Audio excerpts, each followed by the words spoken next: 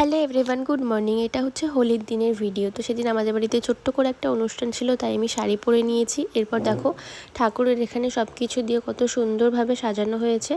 তো তারপরে এখানে ঠাকুরের আরতি করে নেওয়া হচ্ছিলো সবার ফার্স্টে। এরপর আমি সবার গালে এক এক করে সুন্দর করে আবির মাখিয়ে দিচ্ছিলাম। এরপর দেখো সবাই মিলে কত সুন্দর কীর্তন করছিল।